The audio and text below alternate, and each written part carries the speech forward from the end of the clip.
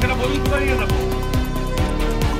ঠিক আছে, আচ্ছা বলুন। ঠিক ঠিক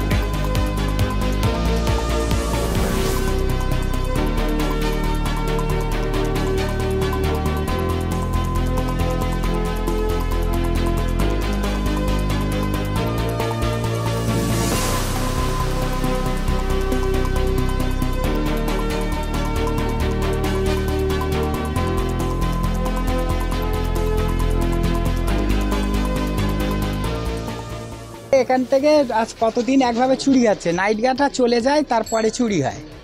এবার নাইট গার্ডদের ধরা হয়, নাইট গার্ডরা বলে আমরা তো চলে গেলে তারপরে হচ্ছে, তা আচ্ছা ঠিক আছে আমরা দেখছি।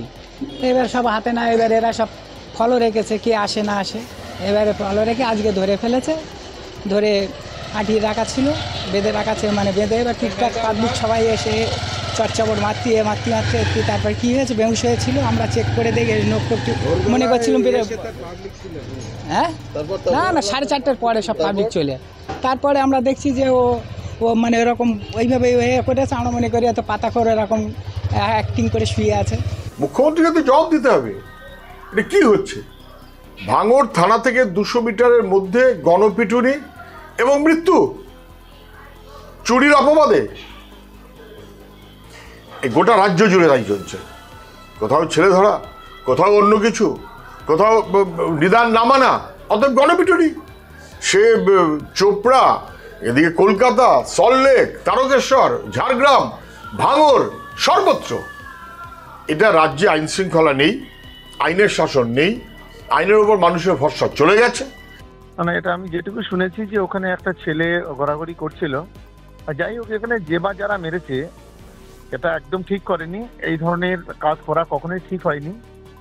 এটা যতটা শুনেছি যে কেস হয়েছে এবং সেটা আইনের পথে চলবে, আইনগতভাবে যা যা ব্যবস্থা নেওয়ার আমি প্রশাসনকে বলবো সেটাকে নেওয়ার জন্য। মানে আপনি নিজে থেকে বিষয়টার খোঁজ নিয়েছেন এবং ওই এলাকায় আমি এক্ষুনি শুনলাম, এক্ষুনি শুনলাম যে ওখানে একজন হচ্ছে গণপিটুনিতে একজন হচ্ছে মারা গেছে, তারপরেই খবরটা নিলাম এই আপনার কাছে শুনে। তারপর যাকে পাওয়া গেছে লাশ, যে লাশটা উদ্ধার হয়েছে তার বাড়ির লোকজন তাকে নিয়ে চলে গেছে। এখন কিভাবে ঘটনাটা ঘটেছে, কারা ঘটিয়েছে, এই ঘটনাটা আমরা এখনো পর্যন্ত কোনো খবর পাইনি।